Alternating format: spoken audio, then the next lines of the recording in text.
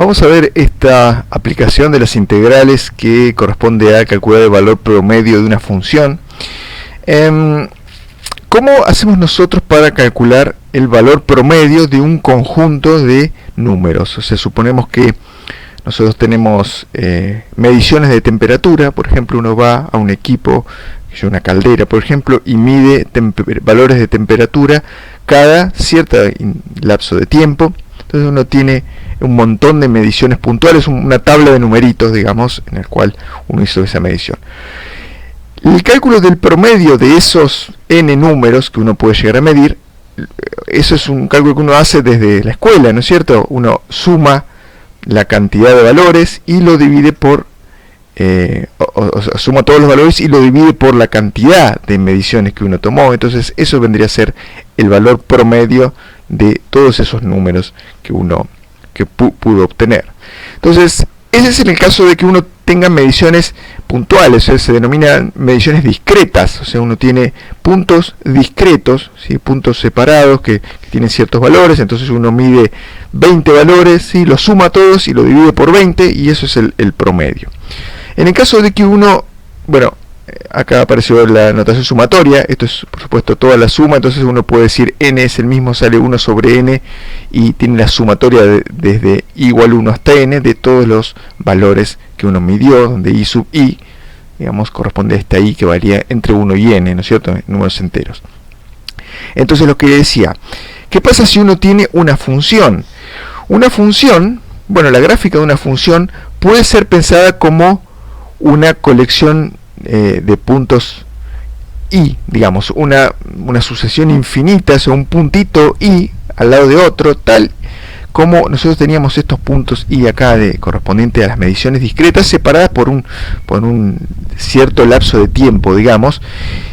En este caso, bueno, el tiempo que uno separa los puntos, si uno piensa que la x puede ser la variable tiempo y esta curva puede ser una función que nos da la temperatura para todo tiempo, entonces la separación es infinitamente pequeña. Entonces lo que uno tiene son muchos valores de i pegaditos uno al lado de otro que conforman en definitiva una curva, ¿sí? Un montón de puntos que conforman en definitiva una curva, son infinitos puntos en realidad. Entonces, ¿cómo hago para calcular yo el promedio de una forma similar a esta, considerando esa infinita sucesión de puntos? Si yo quiero decir, bueno, yo medí temperatura desde el tiempo t igual a hasta el tiempo t igual b, y esta curva es lo que me da la función temperatura. Entonces cada uno de los valores corresponde a cierto valor de tiempo. Entonces yo podría agarrar, bueno, un montón de puntos discretos y hacer una fórmula de este estilo, como la que calculamos recién, porque es lo que yo sé hacer, digamos, es lo fácil. Yo saco un montón de tiempos de valores discretos de la temperatura, lo divido por la cantidad y ese es el promedio. Entonces la forma de hacer eso es, bueno, dividir en ciertos subintervalos, como hacíamos cuando calculábamos integrales. Entonces lo que hacemos es superponer rectángulos de la misma manera que cuando dimos la definición de la suma de Riemann, ¿sí?, nuestra integral. Entonces dividimos en valores x1, x2, x3, x4, xi menos 1, xi, etcétera, hasta xn, que corresponde a b, x0 corresponde a el inicio de donde nosotros estamos observando, digamos, y superponemos rectángulos y en cada uno de esos rectángulos elegimos un punto característico que corresponde a lo que llamamos punto muestra. Entonces acá para el primer rectángulo teníamos x1 estrella corresponde a este valor señalado aquí en la flechita sobre el eje de las x. Si uno lo piensa como una función temperatura en función del tiempo, bueno, será un valor de tiempo, este x1 estrella, y donde corta con la curva es un valor I1, digamos, ¿sí? I1 que se puede pensar como este valor que está acá. Luego este vendría a ser el valor I2, donde corta en la curva. En el que corresponde a x estrella 3 es el valor I3, y así sucesivamente. Y uno podría obtener un promedio aproximado, fíjense acá está el signo aproximadamente igual, utilizando una fórmula similar a la que usamos para los valores discretos. Tomando estos como valores discretos, f de x1 estrella vendría a ser I1, f de x2 estrella I2, y así sucesivamente hasta f de xn estrella corresponde a f en b, ¿sí? A f en xn estrella, acá está este valor. aquí, pero corresponde al último rectángulo, eso es lo que quería decir. Entonces esto es muy similar a esto otro que está acá. Una cosa más que podemos hacer es este n, que es la cantidad de valores que nosotros hemos tomado, o la cantidad de subrectángulos en que hemos dividido, o subintervalos en que hemos dividido este intervalo que va desde A hasta B. Este valor n podemos expresarlo en términos de delta x, o sea, en términos del ancho de cada uno de los rectángulos, y de b menos a, que es, digamos, el ancho total del intervalo que nosotros estamos observando. Entonces n yo lo puedo despejar desde esta fórmula que está acá, y digo, bueno, paso el delta x dividiendo, paso el n multiplicando, y n es igual a b menos a sobre delta x, entonces lo puedo reemplazar en esta fórmula. Entonces a n lo reemplacé por b menos a sobre delta x, según lo que dijimos recién, y acá seguimos teniendo toda la sumatoria de valores, que esta sumatoria yo la puedo expresar como una sumatoria de Riemann, ¿sí? Nosotros el delta x que está dividiendo en el denominador, bueno, es equivalente a pasarlo multiplicando en el numerador, es una propiedad algebraica. Entonces, si lo multiplicamos a cada uno de los términos del denominador, podemos armar esta sumatoria, f de x1 estrella por delta x, más todos los f de x estrella por delta x.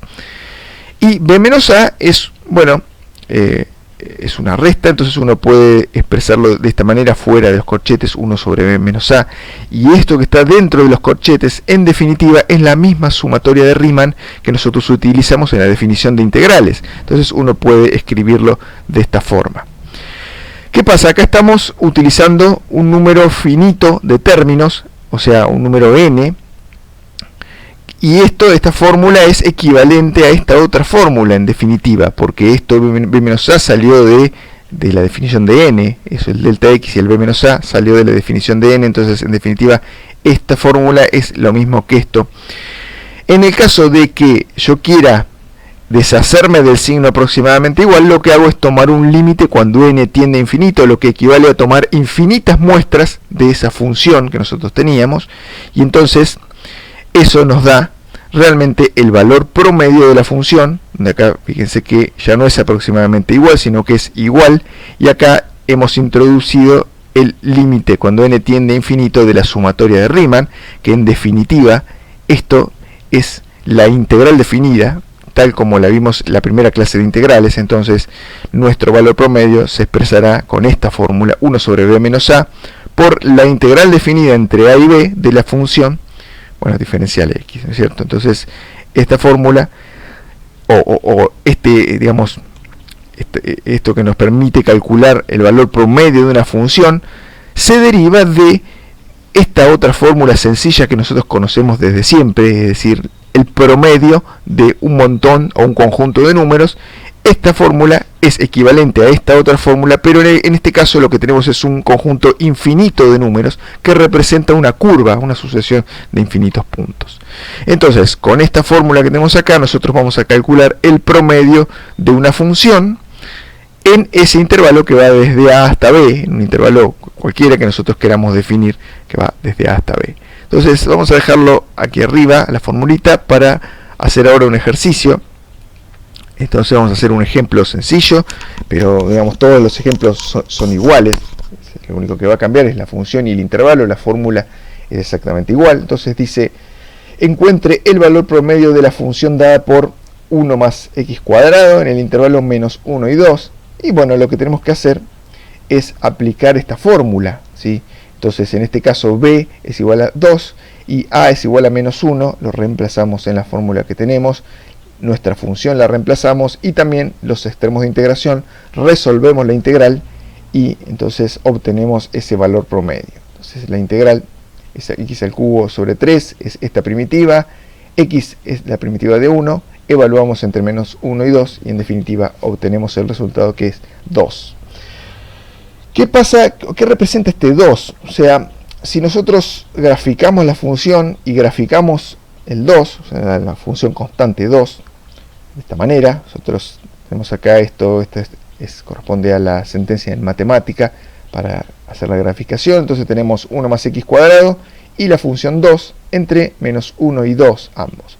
Entonces la función 1 más x cuadrado es esta curva azul que está acá, y la función constante 2, bueno, es esta línea horizontal, corresponde a igual 2.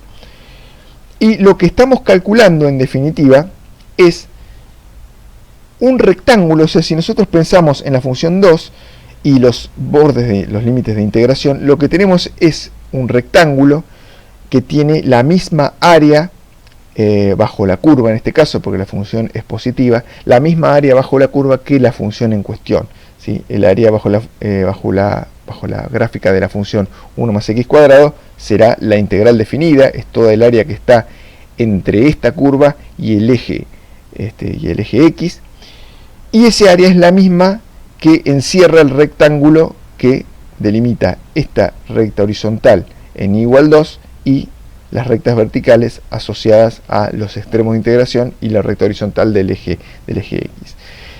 ¿Cómo uno puede verlo de esta manera? Bueno, y promedio es una altura, es esta altura 2, que está acá en este ejemplo, y B menos A es la base del rectángulo. Entonces, si uno agarra y este B menos A lo pasa multiplicando, tiene B menos A que es la base, y que es la altura, base por altura es el área del rectángulo, y del otro lado de la ecuación nos queda únicamente la integral de la función, y la integral de la función es el área bajo la curva de la función. Entonces, en definitiva, esta ecuación que nos queda acá, o sea, esta ecuación que obtuvimos para el valor promedio, no encuentro el mouse por ningún lado, ahí está.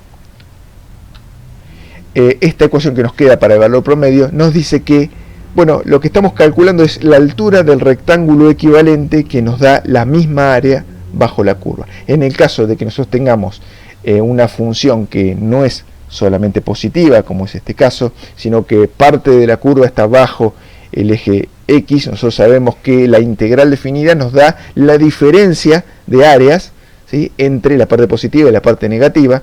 Lo mismo nos va a dar ese mismo número, esa diferencia de área nos va a dar el rectángulo que calculemos al calcular el valor promedio de la función. Digamos, la altura de ese rectángulo es este y promedio que calculamos.